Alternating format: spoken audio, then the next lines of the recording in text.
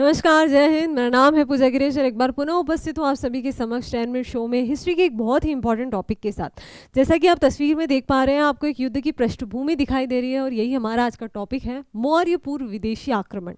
देखिए, जो भी हमने अभी तक टॉपिक किए हैं सब कुछ सीक्वेंस में किया है हिस्ट्री के, वो भी ट्रिक के साथ सारी चीज़ें समझिए। सबसे पहले हमने हड़प्पा को कंप्लीट किया, फिर वैदिक काल को, फिर महाजनपद काल को। महाजनपद काल के अंतर्गत जितने भी प्रमुख राजवंश थे उनको भी हमने कंप्लीट किया और उसी के बाद उसी कड़ी में आज हम ये टॉपिक लेकर आए हैं कि महाजनपद काल में जितने भी प्रमुख राजवंश थे, जैसे हर्यक वंश हो गया, नंद वंश, नाग वंश, उन्हीं के दौरान कई प्रमुख विदेशी आक्रमण भी हुए। उन्हीं से संबंधित प्रश्न और थ्योरी आज हम लेकर आए हैं ना। तो सबसे पहले हम थोड़ा सा थ्योरेटिकल बैकग्राउंड देखेंगे। अभी तक जितने भी भारत में विदेशी आक्रमण हुए हैं, एक सभी का ओवरव्यू मैं आपको यहाँ पे बताना चाहती हूँ। वो देखने के बाद जितने भी इंपॉर्टेंट एमसीक्यूज होते हैं वो भी हम लगाएंगे। आपको सिर्फ और सिर्फ उन एमसीक्यूज को एज इट इज़ याद करना है। सीधे सीधे प्रश्न पूछ लिए जाते हैं। होता क्या है कि जैसे जो बड़े बड़े वंश होते हैं, जैसे मौर्य काल, गुप्त काल, मगध, महाजनपद, इन सबसे संबंधित जो चीज़ें होती हैं बच्चे काफ़ी ज़्यादा एफर्ट लगाते हैं, लेकिन ये जो विदेशी आक्रमण होते हैं इनमें प्रश्न अक्सर गलत हो जाते हैं। इसीलिए ये टॉपिक लाने का आज उद्देश्य यही था कि सीक्वेंस में चीज़ें हैं ना। तो चलिए शुरुआत करते हैं। सबसे पहला टॉपिक है, प्रश्न जो है ये सीधा सीधा प्रश्न पूछ लिया जाता है कि भारत में सबसे पहला विदेशी आक्रमण किसके द्वारा किया गया, और ये किया गया हकमनी वंश के द्वारा। कौन थे ये? ईरानी थे। ठीक, ईरान से इन्होंने आक्रमण किया और ये फारसी थे, पार्शियन भी इनको कहा जाता है। ये दो तीन चीज़ें आपको याद रखनी है, लेकिन जब भी वंश का नाम आए आपको याद रखना है कौन सा वंश था, हकमनी वंश। अब थोड़ा सा टाइमलाइन भी देख लेते हैं कि किस समय इनके द्वारा आक्रमण किया गया। तो इनका जो आक्रमण था वो किया गया था 530 ईसा पूर्व में पहली बार, है ना। ये चीज़ आपको याद रखनी है। बीसी में 530 बीसी में किया गया था। और किसने किया था? तो ये साइरस द्वितीय के द्वारा किया गया था, लेकिन एक असफल आक्रमण था ये। तो सफल किसने किया? सफल जो आक्रमण था वो था डेरियस दारा प्रथम के द्वारा। ठीक, ये चीज़ भी आप याद रखिएगा। बात हो रही है प्रथम की। कई बार एमसीक्यूज में ऑप्शंस में दारा प्रथम और दारा द्वितीय दोनों लिख के दे दिया जाता है। आपको याद रखना है दारा प्रथम की बात हो रही है। और इसने कब आक्रमण किया था? तो इसके द्वारा किया गया था 516 ईसा पूर्व में सफल आक्रमण। ठीक, कहाँ पे? तो भारत के पश्चिमोत्तर क्षेत्र में। ठीक, ये कहाँ से आते हैं? ये देखिए, जैसे आप देख सकते हैं कि ये जो हमारा भारत है प्यारा, इस क्षेत्र से ये इन्होंने भारत पे आक्रमण किया था। ठीक, तो इस क्षेत्र पर इन्होंने अधिकार किया था। ये देख लिया आपने, दारा प्रथम, और इसी का जो वंशज होता है वो शहरयार होता है। तो ये जो था हकमनी वंश था, और इसका आपने टाइमलाइन भी देख ली। इसके बाद जो अगला आक्रमण होता है ये कब होता है? यूनानियों के द्वारा होता है। और इसका प्रमुख शासक कौन था? तो वो सिकंदर था। मेरे ख्याल से सबने नाम सुना होगा सिकंदर का। और इसने जो आक्रमण किया था वो भारत पर, वो कब किया था? 326 ईसा पूर्व में किया था। किसके समय पे किया था? तो नंद वंश के समय पे किया था इन्होंने, है ना। नंद वंश में जो महापद्मानंद था उसका पुत्र घनानंद उस समय में मगध महाजनपद का शासक हुआ करता था। तो ये चीज़ भी आपको याद रखनी है। अब जब सिकंदर जो था, जब वो वापस लौटता है तो उसका एक सेनापति होता है, कौन? Seleucus Nicator. और उसी के हाथों में वो बागडोर सौंप जाता है। तो उसी सेल्यूकस निकेटर से बाद में जो है चंद्रगुप्त मौर्य का युद्ध होता है। ये चीज़ हम मौर्य वंश में आराम से पढ़ेंगे। कब होता है ये? तो 326 ईसा पूर्व में ही ये आक्रमण करता है और युद्ध होता है। और उसके बाद ये इसकी जो पुत्री होती है हेलेना, उसका विवाह मौर्य साम्राज्य के जो चंद्रगुप्त मौर्य होता है उससे विवाह करता है। और इसी का एक राजदूत भी जो होता है मेगास्थनीज, उसको मौर्य साम्राज्य में भेजता है। वो सारी चीज़ें हम बाद में पढ़ेंगे। तो ये चीज़ आपको याद रखनी है कि सिकंदर का जो सेनापति होता है वो सेल्यूकस निकेटर होता है। और उसके बाद ये जो प्रमुख दो राजवंश थे यही मौर्य पूर्व थे। मेन हमको यही चीज़ें देखनी थी। और इनके समय पे अलग अलग सांस्कृतिक जो विविधता है वो भारत में देखने को मिलती है। जैसे जब हकमनी साम्राज्य जो है वो भारत में प्रवेश करता है तो ईरानी जो उनकी संस्कृति थी वो भी भारत में प्रवेश करती है। खरोष्ठी लिपि की शुरुआत होती है। यहाँ तक कि हम देखते हैं कि जो ईरानी स्तंभ कला है उसका भारत में विकास होता है। नए नए समुद्री मार्गों की खोज होती है, व्यापार की वृद्धि होती है। और ऐसा ही कुछ जो होता है वो यूनानी समय पे भी होता है। जो पर्दा प्रचलन होता है, सिनेमा आप देखते हैं पर्दे पर, उसकी शुरुआत होती है। चांदी के सिक्के की शुरुआत होती है। ठीक, तो अलग अलग चीज़ें, गांधार शैली का विकास होता है। सब कुछ हम एमसीक्यूज में देखेंगे। तो ये यूनानी आक्रमण के समय पे देखी गई। और उसके बाद लगभग मौर्य जब साम्राज्य आ जाता है उसमें हिंदू यूनानी आक्रमण होता है। ठीक है, मौर्य साम्राज्य के समय पे। अब देखिए, ये जो टाइमलाइन था ये मौर्य साम्राज्य के पूर्व होता है। उसके बाद जब मौर्य साम्राज्य आता है 326 ईसा पूर्व के आसपास, उसके बाद अलग अलग आक्रमण होते हैं विदेशी। उनका क्रम क्या है? क्रम मैं आपको बता दूं, जैसे शक, पल्लव, कुषाण, ये 2-3 सीक्वेंस में आते हैं। इनको हम बाद में विस्तार से अलग से पढ़ेंगे। ये चीज़ें ये बताने का उद्देश्य ये था ताकि हम सीक्वेंस में चलते जाएं। ज़्यादातर आप लेक्चर यही देखेंगे जिसमें एक लेक्चर में आपको सारे विदेशी आक्रमण पढ़ा दिए जाते हैं, लेकिन अगर हम सीक्वेंस से करते हैं तो जो बिगिनर्स होते हैं उनको काफ़ी ज़्यादा आसानी होती है ना। तो ये चीज़ हमने देख ली मौर्य पूर्व। अब हम देखते हैं मौर्योत्तर काल में क्या होता है कि सबसे पहले हिंद यूनानी होते हैं, जिसमें ये जो होता है डियोडोटस आता है, और उसके बाद यूडेमस भी उसका नाम था, डेमेट्रियस भी नाम था। ये इतना ज़्यादा इंपॉर्टेंट नहीं है, आपको ये चीज़ याद रखनी है कि फिर शक वंश आते हैं। शक वंश जो होता है वो जो होते हैं 4 भागों में बटे हुए होते हैं, उत्तरी क्षत्रप और पश्चिमी क्षत्रप, जिसमें तक्षशिला, मथुरा, नासिक और उज्जैन के होते हैं। इसके अलावा शक के बाद आते हैं पल्लव, पल्लव के बाद आते हैं कुषाण, और कुषाण वंश का सबसे प्रसिद्ध शासक जो होता है वो होता है कर्निश।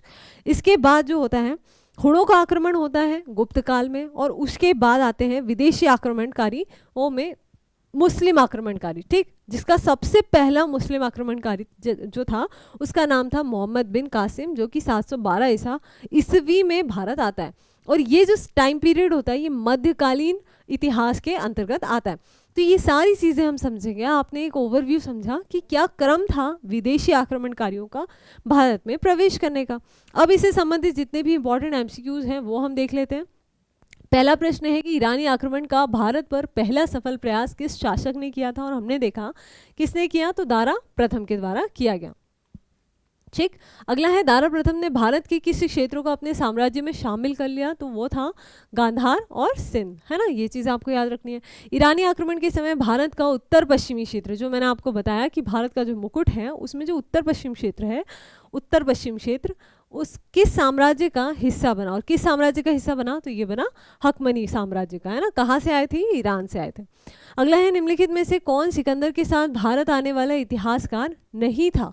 कौन नहीं आया था सिकंदर के साथ, तो हेरोडोटस नहीं आया था, ठीक है, जिसको इतिहास का पिता भी कहा जाता है, हेरोडोटस, ये नहीं आया था। ठीक, बाकी कौन आया था, निराकस, एनासिकिट्रस और एरिस्टोबुलस, ये तीनों आए थे सिकंदर के साथ। सिर्फ और सिर्फ हेरोडोटस ये नहीं आया था। अगला है ईरानी आक्रमण ने भारत में किस लिपि को प्रचलन में लाने में योगदान दिया था, और किस लिपि को दिया था, तो जब ये ईरान से आए थे तो इन्होंने खरोष्ठी लिपि की शुरुआत की थी। ठीक, सही जवाब क्या है, खरोष्ठी लिपि। अगला है सिकंदर महान का भारत पर आक्रमण कब हुआ था, और कब हुआ था, तो 326 ईसा पूर्व में इसका आक्रमण हुआ था। 326 से 27 के बीच में इसका आक्रमण हुआ था। और किस वंश के समय पे, तो हमने देखा कि नंद वंश में, जब महापद्मानंद का जो पुत्र था घनानंद, उसका शासन था, है ना। तो ये चीज़ हो गई। अगला है सिकंदर ने भारत में प्रवेश करने के लिए किस दर्रे का उपयोग किया था, और जो दर्रा था उसका नाम है खैबर दर्रा। ठीक, ये चीज़ भी याद रखनी है। अगला है सिकंदर ने 326 ईसा पूर्व में किस युद्ध में पोरस को हराया था।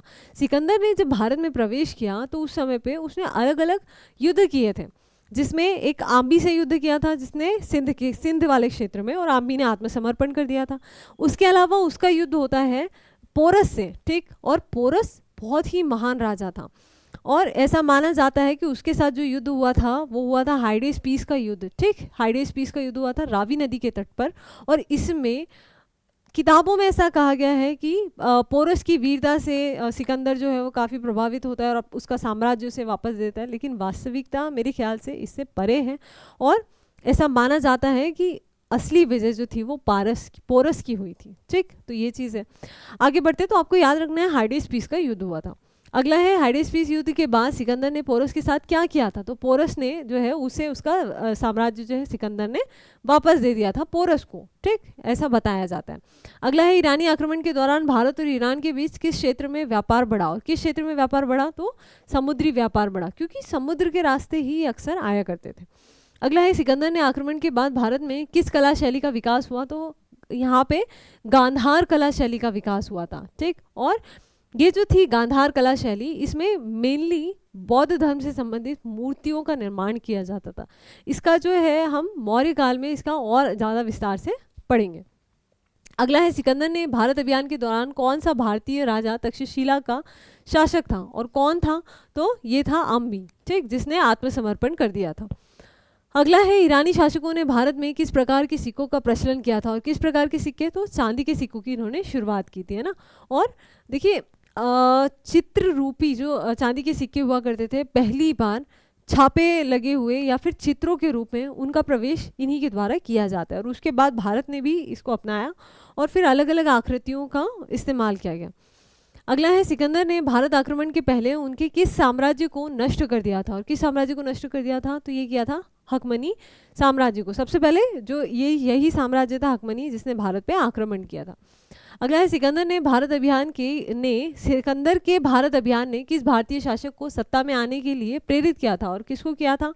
तो ये किया था चंद्रगुप्त मौर्य को। देखिए, जब सिकंदर आया उस समय पे घनानंद था, और घनानंद जो था वो काफ़ी कमज़ोर हो चुका था, और फिर चाणक्य की सहायता से चंद्रगुप्त मौर्य जो है वो घनानंद को परास्त करता है और मौर्य साम्राज्य की स्थापना करता है। अगला है, सिकंदर ने भारत अभियान के दौरान कौन सा भारतीय राज्य सबसे शक्तिशाली था? और कौन सा था? तो मगध था। अगर महाजनपदों में भी हम बात करें तो सबसे शक्तिशाली महाजनपद कौन सा था? तो मगध ही था। सिकंदर ने भारत अभियान का अंत किस नदी के तट पर हुआ था? तो किस नदी के तट पर हुआ था? तो व्यास नदी के तट पर हुआ था। ठीक, आगे बढ़ते हैं। ईरानी आक्रमण के दौरान भारत का पश्चिमोत्तर क्षेत्र किसके लिए महत्वपूर्ण था और किसके लिए था? तो ये था सामरिक और आर्थिक महत्व के लिए, है ना। उसी रास्ते से इन्होंने भारत में प्रवेश किया और मुख्य उद्देश्य जो था वो आर्थिक लाभ ही था, है ना। अगला है, सिकंदर ने भारत आक्रमण के बाद किस राजवंश ने भारत में शासन किया था? और किसने किया था? तो मौर्य राजवंश ने किया था। ठीक, देखिए इसी के साथ आज के हमारे जितने भी इंपॉर्टेंट क्वेश्चंस थे वो यहीं पे समाप्त होते हैं। अगर आप हमारा ऐप डाउनलोड करना चाहते हैं तो श्री रमा एकेडमी के नाम से आपको प्ले स्टोर पे मिल जाएगा। यहाँ पे आपको सभी प्रतियोगी परीक्षाओं के लिए कोर्स अवेलेबल हैं। लिंक आपको डिस्क्रिप्शन में मिल जाएगी, और कुछ भी डाउट हो तो ये हेल्पलाइन नंबर है जिस पर आप कॉल करके संपर्क कर सकते हैं, या फिर मैसेज व्हाट्सएप भी कर सकते हैं। ठीक, तो उम्मीद करते हैं कि आज का लेक्चर आपके लिए बहुत ही ज़्यादा सहायक रहा होगा। मिलते हैं किसी और महत्वपूर्ण लेक्चर में। धन्यवाद।